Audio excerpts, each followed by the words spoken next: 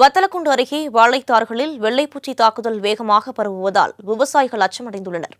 இதுகுறித்த கூடுதல் விவரங்களை வழங்குவதற்காக செய்தியாளர் ராஜ்குமார் இணைப்பில் இருக்கிறார். வணக்கம் ராஜ்குமார், விவரங்களை பதிவு பண்ணலாம். வணக்கம் வினிதா. திண்டுக்கல் மாவட்டம் பழைய வத்தலக்குண்டு பகுதியில் வெற்றிலை கொடிக்கு மாற்றாக தற்போது வாழை சாகுபடியில் விவசாயிகள் ஈடுபட்டு வருகின்றனர். சுமார் 400 ஏக்கர் பரப்பில் வாழை சாகுபடி செய்யப்பட்டுள்ளது. கற்பூரவல்லி, பூவன், நாட்டு வாழை ஆகியவற்றை விவசாயிகள் அதிக அளவில் சாகுபடி செய்துள்ளனர். இதனைத் தொடர்ந்து தற்போது வாழைத்தோப்புகளில் வாழைத்தார்கள் வெட்டும் பருவத்தில் உள்ளன. இந்நிலையில் அப்பகுதியில் உள்ள 5க்கும் மேற்பட்ட வாழைத்தோப்புகளில் திடீரென வாழைத்தார்களை அஸ்வினி பூச்சி என்னும் வெள்ளை பூச்சி தாக்கியுள்ளது.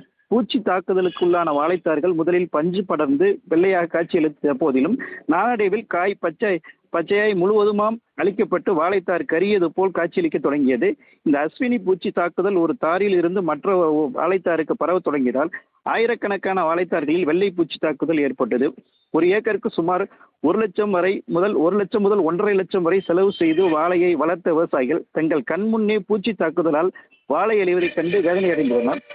கருத்து போன வாழைத்தார்களை சந்தைக்கு கொண்டு செல்ல முடியாமல் கடும் விரக்தியில் அந்தந்த தோப்புகளிலேயே வாழைத்தார்களை வெட்டி வீசி உள்ளனர் விவசாயிகள். தற்போது வெள்ளை பூச்சி தாக்குதல் அடுத்த பகுதிக்கும் பரவ தொடங்கி இருப்பதால் அச்சத்தில் உள்ள விவசாயிகள் வேளாண் மற்றும் தோட்டக்கலைத்துறை அதிகாரிகள் உடனடியாக இப்பகுதிக்கு வந்து வெள்ளைப்பூச்சி தாக்குதலை கட்டுப்படுத்த உரிய நடவடிக்கை எடுக்க வேண்டும் எனவும் பாதிக்கப்பட்ட பகுதிகளை வருவாய்த்துறையினர் ஆய்வு செய்து உரிய நஷ்ட ஈடு வழங்க வேண்டும் எனவும் கோரிக்கை கொடுத்தனர்.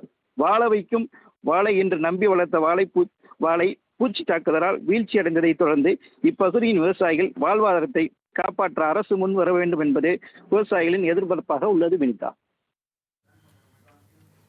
விரிவான விவரங்களுக்கு நன்றி ராஜ்குமார்.